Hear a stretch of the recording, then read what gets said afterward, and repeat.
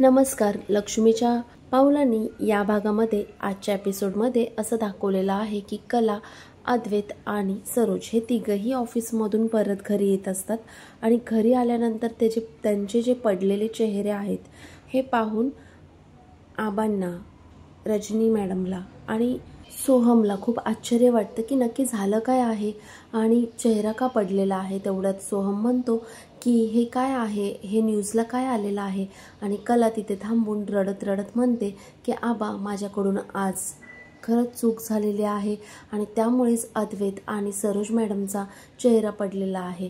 तर आज नेमकं असं झालेलं आहे की मीडियावाली आली होती आणि तिने माझं पूर्ण रेकॉर्डिंग कसं केलं, काय केलं आणि मी तिच्याशी मैत्रिणीप्रमाणे बोलत बसली होती. मला असं वाटलंही नाही की ती चोरटा कॅमेरा ठेवून कुठून तरी रेकॉर्डिंग करेल आणि त्याचे परिणाम सगळ्यांना भोगायला लागेल आणि त्याचं लाखोमध्ये नुकसान होईल. मला असं वाटलंही नव्हतं की आपण एवढं साधं वागतो आणि समोरचा आपल्याशी असा वागून जातो. खरंच आबा, मला माफ करा. तर आबा म्हणतात, अगं कला, कालच तुझ्याकडून पैसे घेऊन चूक झाली होती आणि आज पुन्हा तू तीच चूक केलीस. तू कशाला हे सगळं केलंस? अंबाबाई, हे काय झालेलं आहे? आता म्हणतात, तू आता तुझ्या चुकीचा पश्चाताप करण्याव्यतिरिक्त काहीच करू नकोस. तू जा तुझ्या रूममध्ये आणि शांत राहा. आणि हा विचार करून आबा खूप टेन्शनमध्ये येतात आणि आबांना एकच सुचतं की रजनी, आता यावर फक्त पर्याय सरोजच काढू शकते. तर मी सरोजला जाऊन भेटून येतो, असं बोलून आबा सरोजला भेटायला जातात. आता इकडे रोहिणी आणि राहुल म्हणत असतात की आहा राहुल, मला एवढं छान वाटतंय की असं वाटतंय एखाद्याला लॉटरी लागल्यावर जेवढा आनंद होतो ना, तेवढाच मला होतोय.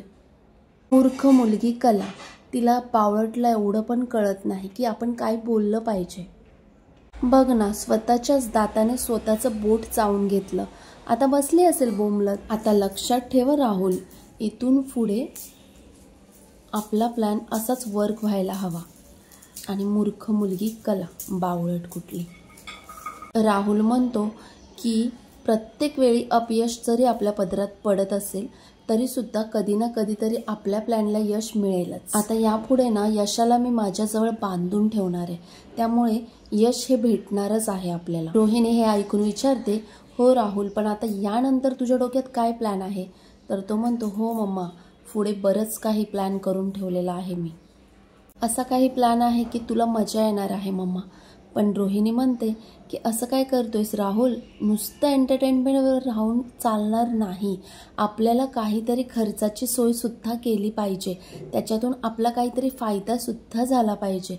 फक्त एवढंच करून चालणार नाही आपल्याला. तर तो म्हणतो, हो नक्कीच मम्मा. आता आबा इकडे सरोजकडे जातात आणि सरोजला विचारतात, सरोज नक्की काय झालेलं आहे? तर सरोज म्हणते, काय सांगू आबा? तर आबा म्हणतात, काही नुकसान झालंय का? तर सरोज म्हणते, नुकसान हा फक्त छोटा शब्द आहे. नुकसान नाही, खूप मोठं नुकसान केलंय त्या मुलीने आपलं. या मूर्ख कलाने डिझाईनचे सगळे प्लॅन त्या मुलीला सांगून टाकले आणि ती मुलगी खूप चालाक होती, पण ही मूर्ख होती ना. हिच्या तोंडावरच लिहिलेलं होतं ही मूर्ख आहे. त्यामुळे हिने सगळे प्लॅन, सगळे डिझाईन्स आपले तिथे दाखवून ठेवले. या मुलीचं थोडंसं कौतुक केलं तर या मुलीने सगळे डिझाईन्स दाखवून टाकले. आणि काय वाटतं या मुलीला की डिझाईन काढते म्हणजे सगळी कंपनी हँडल करू शकते का? बावळट कुठली. सगळे आर्थिक नुकसान होणार आहेत ते वेगळेच, पण त्याबरोबर मेकिंग चार्ज आणि टॅक्सेस याचंही नुकसान होणार आहे आपलं. आबा, मला तुम्हाला दुखवायचं नाहीये, पण तुम्ही सतत तिला पाठीशी घालता ना, म्हणून हे सगळे प्रॉब्लेम झालेले आहेत. आत्ताही ती अशीच मिरवत असेल की जणू काही घडलंच नाही, जणू काही चुकलंच नाही. तर आबा म्हणतात, असं नाही आहे, कलाने मला सगळी चूक तिची मान्य करून सांगितली आणि सगळं सांगितलं जे काही घडलं ते. आणि ती म्हटली सुद्धा की माझं खरंच खूप चुकलेलं आहे आणि हे माझ्याकडून नकळत झालेलं आहे, पण याच्यातून आता मार्ग कसा काढायचा? मला सरोज तुझ्यावर विश्वास आहे की तू सगळं हे हँडल करशीलच. तर सरोज म्हणते, हो आबा, तुम्ही काहीच चिंता करू नका, मी सगळं हँडल करेल, पण ह्या बावळट बाईमुळे हे सगळं घडायला नको होतं आणि आबा तुम्ही तिला पाठीशी घालू नका. सरोज, मला माहिती आहे की जोपर्यंत तू आपल्या कंपनीच्या पाठीशी उभी आहेस तोपर्यंत आपल्या कंपनीला कोणीही काही करू शकत नाही. हो आबा, विश्वास ठेवा माझ्यावर. आता इकडे कला प्रयत्न करत असते की मी अद्वैतसोबत कसं बोलू, अद्वैतसोबत बोलल्यावरती अद्वैत रागवेल का, हा सगळा विचार करत असते. आणि प्रयत्न हाच असतो की मला आता याच्याशी बोलून याची माफी मागायची आहे. पण अद्वैत तिच्याकडे अजिबात लक्ष देत नाही. अद्वैत लॅपटॉपवरती काम करत असतो आणि त्याला चार्जर सापडत नसतो. तेव्हा तो चार्जर कुठे आहे हे शोधून कलाच त्याला देते. आणि एवढ्यातच त्याला बोलणं येतं की तुम्हाला आईने बोलवलंय म्हणून. आणि तो तिथून निघून जायचा प्रयत्न करतो, कारण त्याला त्याच्या आईने बोलवलेलं असतं आणि सरोजला त्याच्याशी बोलायचं असतं. सरोजने निर्णय घेतलेला असतो की याच आता गोष्टीचा फायदा करून घ्यायचा आणि आपण त्याच्या मनावरती बिंबवायचं की ती तुझ्यासाठी परफेक्ट नाही आहे, त्यामुळे तू विचार कर आणि याच्यातून सोल्युशन काढ.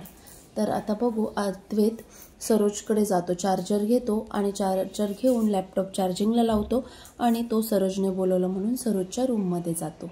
आता अद्वैत गेल्यानंतर कलाला तिच्या आईचा फोन येतो आणि आई म्हणते, अगं कला, काय झालेलं आहे, मला काजलने दाखवलं, हे मीडियावरती काय चाललेलं आहे, तू काय असं बोललेली आहेस की मीडियावाल्यांनी एवढं उचलून धरलेलं आहे, तू असं का केलंस, तू का अशी चुकलीस, असे प्रश्न विचारते. आणि म्हणते की तुला काय गरज काय होती एवढं सगळं बोलायची. तर कला म्हणते, आई अगं मला खरंच माहिती नव्हतं की त्या मुलीने रेकॉर्डिंग चालू केलेले आहे आणि माझ्या साध्या स्वभावाचा तिने फायदा घेतला गं, पण मी सगळं हे ठीक करेन. तर कलाची आई म्हणते, पहिलं तर तू अद्वैतरावांची माफी माग, तुला माहिती आहे ना त्या घरातले लोक कसे आहेत, त्यामुळे तू पहिली माफी माग आणि त्यानंतर बघ तू काय करायचं. आता महाशिवरात्र आहे, मीही शंकराला नवस करते की हे सगळं नीट होऊ दे आणि तुझा संसार चांगला सुरळीला लागू दे. तर हे सगळं बोलून ती म्हणते, आता पहिलं तर तू अद्वैतरावांची माफी माग आणि बघ कसं जमतं ते आणि सगळं प्रॉब्लेम सॉल्व्ह कर. आता इकडे तर अद्वैत गेलेला असतो आईकडे आणि आई त्याला विचारत असते, तुझ्या लक्षात आलेलं आहे का नेमकं काय झालंय ते, तुला मी बोलतीये ते पटलेलं आहे का, बघ त्या मुलीने काय करून ठेवलेलं आहे आणि हे सगळं वाढवून ठेवताना तिला अजिबात विचार आला नाही का, तू नवरा म्हणून थोडासा विचार करून बघ की तिने आपल्या ऑफिसमध्ये जे काही केलेलं आहे ते परफेक्ट केलेलं आहे का, प्रोफेशनल पद्धतीने तिचं झालेलं आहे का, ती पूर्ण बावळटसारखी त्या बाईच्या बोलण्यामध्ये वाहून तिने आपलं आर्थिक खूप नुकसान केलेलं आहे आणि त्यामुळे ती तुला अजिबातच सूट होत नाही, हे तर दिसूनच येते. पण तुला काय वाटतं, तू काय विचार केलास, या सगळ्यातून तुझा काय विचार आहे हे तू मला जरा सांगशील का, तुला जरा तरी काही वाटत असेल तर तू मला आताच सांग. तर अद्वैत म्हणतो, आई मला दिसतंय, मला कळतंय, सगळं जाणवतंय, पण तुला एक सांगू का की कला ही घरामध्ये सगळं काही सगळ्यांसाठी करते, की एका बायकोने जेवढं काही केलं पाहिजे घरातल्यांसाठी आणि एका नवऱ्यासाठी जे काही केलं पाहिजे ती प्रत्येक गोष्ट सगळी ती करते. ही झाली पर्सनल गोष्ट. आणि प्रोफेशनल म्हणशील तर प्रोफेशनल गोष्टीमध्ये खरंच मला हे असं जाणवलं आहे. तर आई म्हणते, तू एक काम कर, तुमच्यातली समानता आणि भिन्नता हे दोन्ही गोष्टी जमतायत का बघ, आणि नसतील जमत तर तू ठरव की आता काय करायचं आहे पुढे. तर अद्वैत म्हणतो, नक्कीच आई, जर या गोष्टी जुळतच नसतील तर आपण म्युच्युअली डिवोर्स घेऊन टाकू आणि त्यानंतर आपण या सगळ्या गोष्टीतून बाहेर निघू. पण हे सगळं जुळून आलं तर मी सांगेल, पण आत्ता सध्या मी काहीच ठरवलेलं नाही आणि यावरती मी विचारही केलेला नाही, कारण मला समजतच नाही आहे की मी काय निर्णय घेऊ. आणि मी आजपासूनच सुरू करेल या सगळ्याच गोष्टींचा की समानता आणि भिन्नता या दोन्ही गोष्टी आमच्यामध्ये मिळतात जुळतात की नाही, आणि कलासोबतसुद्धा मी या गोष्टीवर बोलेल. आणि असं बोलून तो बेडरूममध्ये जातो आणि एक फळा काढतो आणि त्याच्यावरती या दोन गोष्टी लिहितो. कला पाहते की याने हे काय लिहिलेलं आहे, समानता आणि भिन्नता. तर ती विचारते, अद्वैत हे तू काय लिहित आहेस, समानता आणि भिन्नता, कशामधली समानता कशामधली भिन्नता, मला जरा समजेल का, आणि हा फळा काढून वगैरे असं काय करतो आहेस तू. तर अद्वैत म्हणतो, तुला मी नीटच सांगतो, आजपासून 1 महिनाभर आपण आपल्या दोघांना चेकआउट करायचं आणि त्याच्यामध्ये आपल्यातली समानता आणि भिन्नता ही रोज याच्यावरती लिहून ठेवायची आणि याचमुळे आपल्याला कळून जाईल की आपण एकमेकांसोबत पुढे राहायचं आहे की नाही. आणि जर असं झालं की या गोष्टीमध्ये आपल्याला समानता आणि भिन्नता जाणवली तर आपण ठरवू की आपल्या नात्याचं पुढे काय करायचं आहे. तर कला म्हणते, तर आपल्यामध्ये समानता जास्त असेल तर आपण काय करणार आहोत? तर अद्वैत म्हणतो, समानता असेल तर ठरवू आपण की आपल्या नात्याला पुढे न्यायचं का. आणि कला म्हणते, भिन्नता असेल तर आपण आपल्या नात्याला इथेच थांबवलं पाहिजे असं मला स्वतःला वाटतं.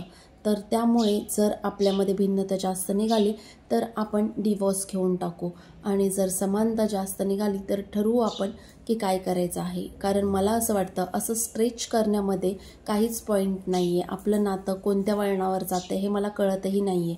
नवरा बायकोसारखं आपल्यामध्ये काहीच नाही आहे. त्यामुळे आपण हे चेकआउट करूया आणि ठरवूया की आपल्या नात्याचं नेमकं करायचं काय आहे. आता तुम्हाला काय वाटतं की कला आणि अद्वैतच्या नात्यामध्ये नेमकं काय घडणार आहे? समानता जास्त निघेल की भिन्नता, आणि याच्यावर यांचा डिवोर्स होईल का? तर मला तरी असं वाटत नाही आहे की डिवोर्स होईल. पण तुम्हाला काय वाटतं हे तुम्ही कमेंट्समध्ये मला नक्की कळवा. आणि असेच अपडेट पाहण्यासाठी आपल्या चॅनलला सबस्क्राईब करा. सिरियल आवडली असेल तर लाईक करा.